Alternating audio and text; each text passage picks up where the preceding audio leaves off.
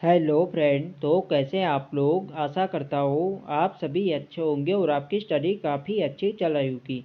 तो देखो, हमारी उत्तराखंडी जीके सीरीज चल रही थी, तो आज की क्लास में भी आपको उत्तराखंडी जीएस के अति महत्वपूर्ण प्रश्न यहाँ पे देखने को मिलेंगे, जो आपके आने वाली सभी भर्ती परीक्षाओं के लिए काफ़ी महत्वपूर्ण रहेगी।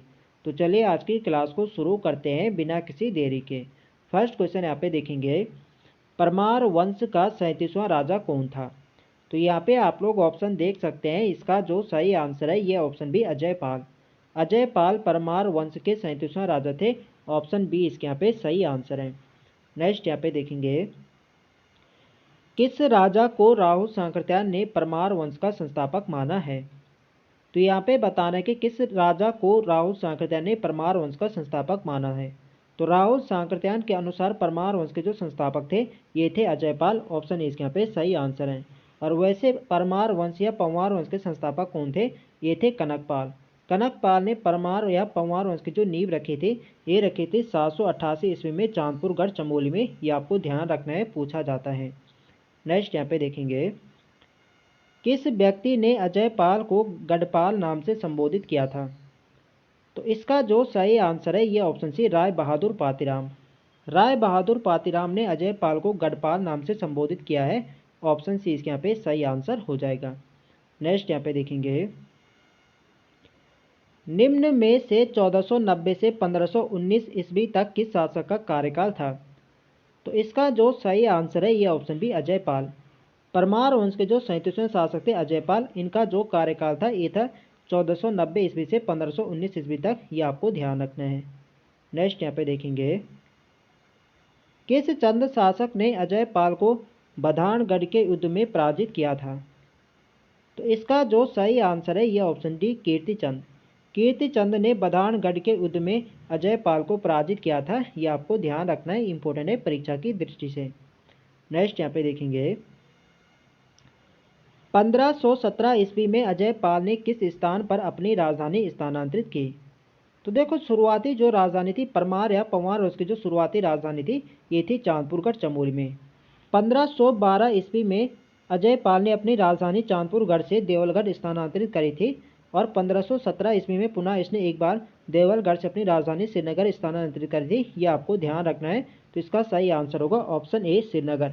1512 में तो इसने अपनी राजधानी कहाँ बनाई थी, देवलगढ़। और देवलगढ़ से 1517 में इसने अपनी राजधानी श्रीनगर स्थानांतरित करी थी। ये आपको ध्यान रखना है। नेक्स्ट यहाँ पे देखेंगे, सरोला ब्राह्मण एवं माप तोल प्रथा धूली पाथा का प्रचलन किसने किया था।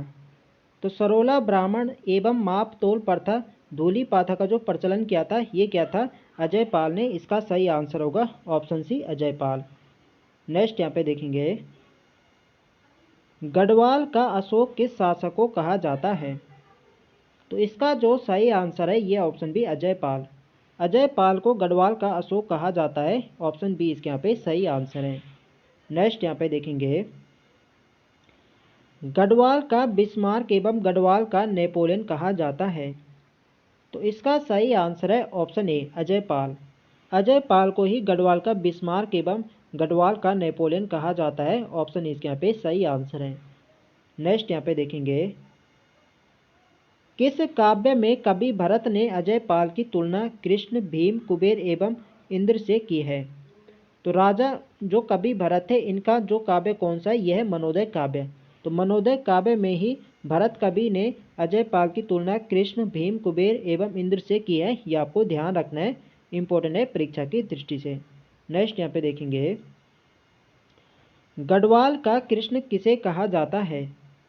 तो गढ़वाल का कृष्ण भी अजयपाल को कहा जाता है। ऑप्शन सी इसके यहाँ पे सही आंसर है। नेक्स्ट यहाँ पे देखेंगे, किस ग्रंथ में अजयपाल को गोरखनाथ संप्रदाय के 84 सिद्धों में से एक माना गया है। तो इसका जो सही आंसर है ये ऑप्शन सी ए और बी दोनों। गौरक्ष स्तव जार्ल और नवनाथ कथा ग्रंथ में अजयपाल को गोरखनाथ संप्रदाय के 84 सिद्धों में से एक माना गया है। ये आपको ध्यान रखना है। तो सी वाली इसके यहाँ पे सही आंसर हो जाएगा, ए और बी दोनों। नेक्स्ट यहाँ पे देखेंगे, गोरखनाथ पंथ के सन्यासी सतनाथ का आवास स्थल कहाँ है। तो यहाँ पे आप लोग ऑप्शन देख सकते हैं, इसका जो सही आंसर है ये ऑप्शन सी देवलगढ़। गोरखनाथ पंथ के सन्यासी सत्यनाथ का आवास स्थल देवलगढ़ था। ऑप्शन सी इसके यहाँ पे सही आंसर है। नेक्स्ट यहाँ पे देखेंगे, गोरखनाथ एंड द कनफटा योगीस पुस्तक के लेखक कौन है? तो इसका जो सही आंसर है ये ऑप्शन है George W Briggs. George W Briggs Gorakhnath and the Kanphata yogis पुस्तक के लेखक थे, ये आपको ध्यान रखना है। नेक्स्ट यहाँ पे देखेंगे, देवलगढ़ में स्थित सत्यनाथ भैरव गुफा का जीर्णोद्धार किसने कराया था? तो इसका जो सही आंसर है ये ऑप्शन बी अजय पाल। देवलगढ़ में स्थित सत्यनाथ भैरव गुफा का जीर्णोद्धार अजय पाल ने करवाया था। ऑप्शन बी इसके यहाँ पे सही आंसर है। नेक्स्ट यहाँ पे देखेंगे, ठाकुर सूरबीर सिंह द्वारा रचित सामरिक ग्रंथ में किस राजा को आदिनाथ कहा गया है? तो यहाँ पे आप लोग ऑप्शन देख सकते हैं, इसका जो सही आंसर है ये ऑप्शन है अजय पाल। अजय पाल को ठाकुर सूरबीर सिंह द्वारा रचित सामरिक ग्रंथ में आदिनाथ कहा गया है, ये आपको ध्यान रखना है। नेक्स्ट यहाँ पे देखेंगे, सामरिक ग्रंथ किस विद्या पर आधारित पुस्तक थी?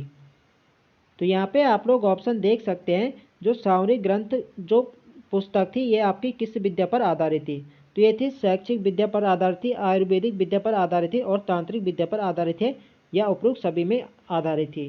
तो इसका जो सही आंसर होगा ये होगा ऑप्शन सी, ये थी तांत्रिक विद्या पर आधारित थी। सी वाली इसके यहाँ पे सही आंसर है। नेक्स्ट यहाँ पे देखेंगे, किस स्थान पर विष्णु मंदिर के सामने अजय पाल का पद्मासन की मुद्रा में चित्र बना हुआ है?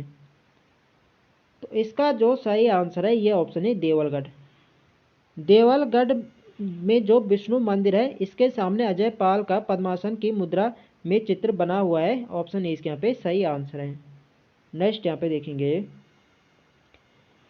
किस शासक के शासनकाल में लक्ष्मी चंद ने 7 बार गढ़वाल पर आक्रमण किया एवं हार का सामना करना पड़ा? तो ये क्या था? मानसा। मानसा के समय लक्ष्मी चंद ने गढ़वाल पर 7 बार असफल आक्रमण किया था। ये आपको ध्यान रखना है, इंपॉर्टेंट है परीक्षा की दृष्टि से। नेक्स्ट क्वेश्चन देखेंगे, किस शासक के समय भरत कवि ने मनोदय काव्य की रचना की थी?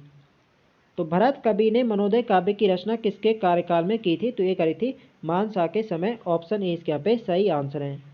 और जो भरत कवि थे ये मानसा के ही दरबारी कवि थे, ये आपको ध्यान रखना है। पूछा जा सकता है कि भरत कवि किसके दरबारी कवि थे? तो ये थे मानसा, और इन्हीं के कार्यकाल में मनोदय काव्य की रचना करी थी भरत कवि ने। ये आपको ध्यान रखना है, इंपॉर्टेंट है परीक्षा की दृष्टि से।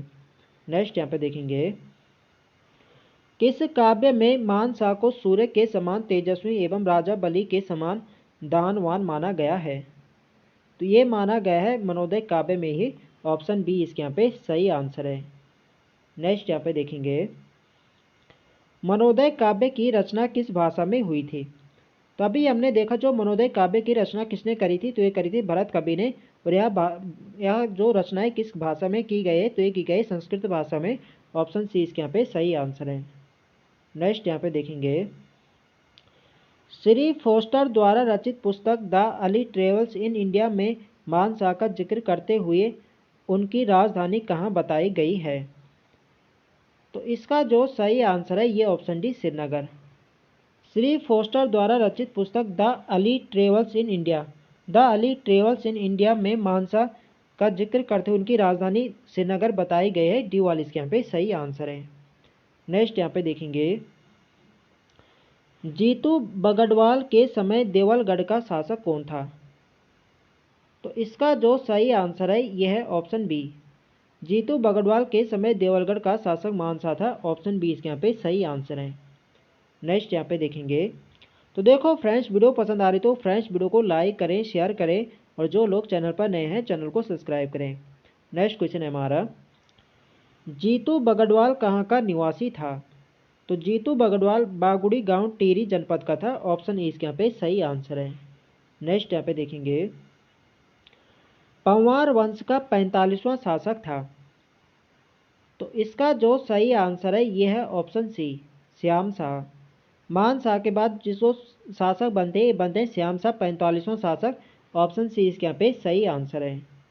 नेक्स्ट यहाँ पे देखेंगे, श्याम शाह का शासनकाल रहा।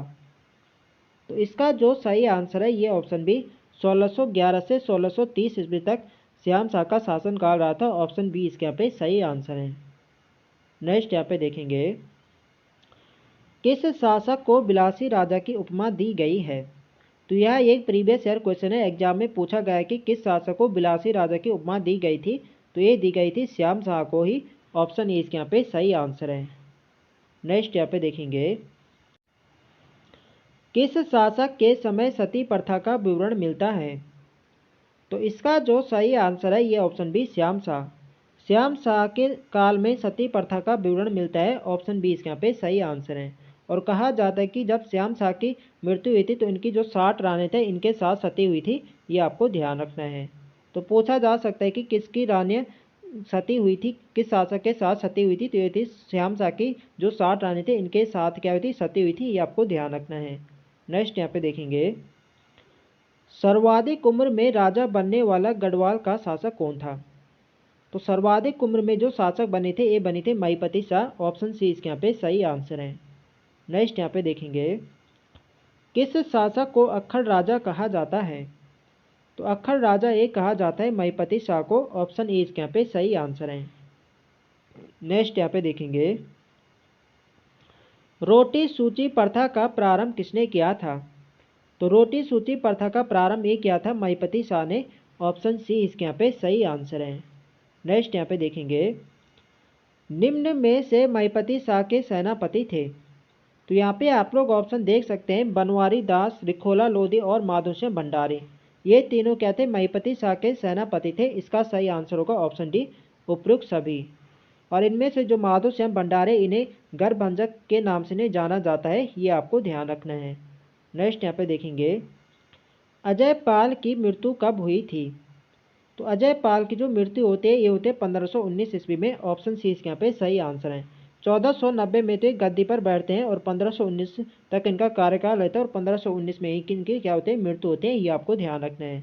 नेक्स्ट यहाँ पे देखेंगे, कप्पू चौहान किस गढ़ के सरदार थे। तो कप्पू चौहान उपू गढ़ के सरदार थे। ऑप्शन बी इसके यहाँ पे सही आंसर है।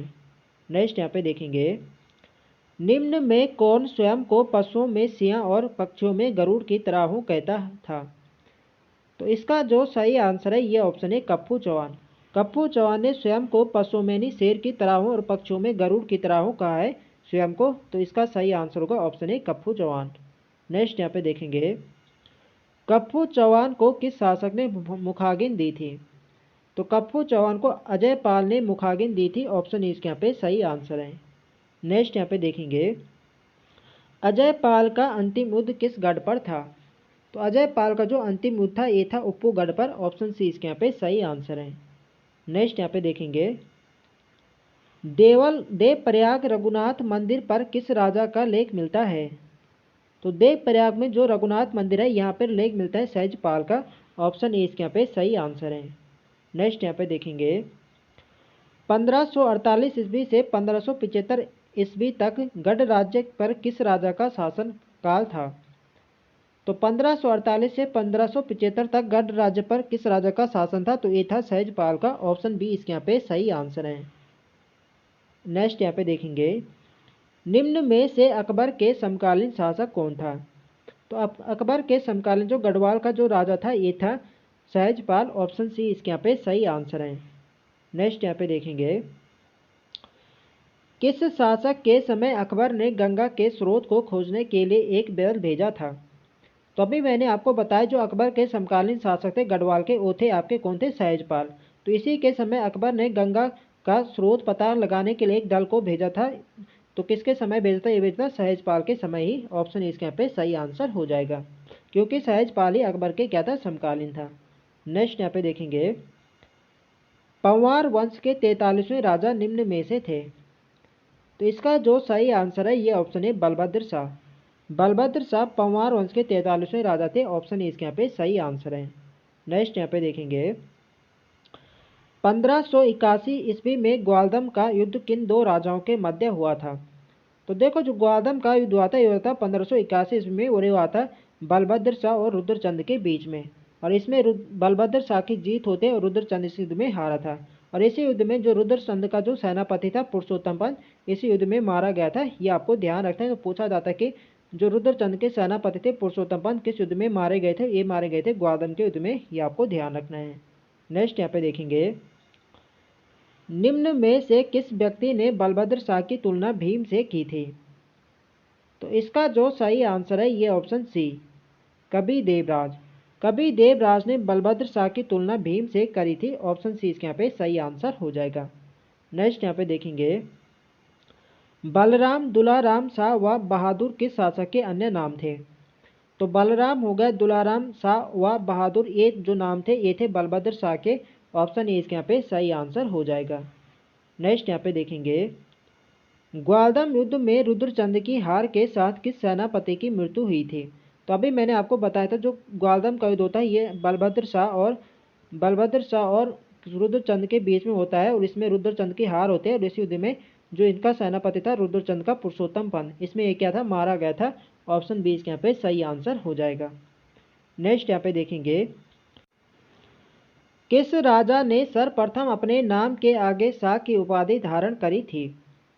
तो इसका जो सही आंसर है ये ऑप्शन है बलभद्र शाह। बलभद्र शाह ने सर्वप्रथम अपने नाम के आगे शाह की उपाधि धारण करी थी। ऑप्शन ए इसके यहाँ पे सही आंसर है। और शाह की उपाधि इन्हें किसने प्रदान करी थी? तो ये करी थी जो लोधी वंश के संस्थापक थे बहलोल लोधी। बहलोल लोधी के द्वारा परमार वंश को यह शाह की उपाधि प्रदान की गई थी। ये आपको ध्यान रखना है। तो फ्रेंड्स ये थे हमारे आज के अति महत्वपूर्ण प्रश्न। तो आई होप आपको वीडियो पसंद आए। तो फ्रेंड्स वीडियो को लाइक करें, शेयर करें और जो लोग चैनल पर नए हैं चैनल को सब्सक्राइब करें। मिलते हैं नेक्स्ट वीडियो में, तब तक के लिए जय हिंद दोस्तों।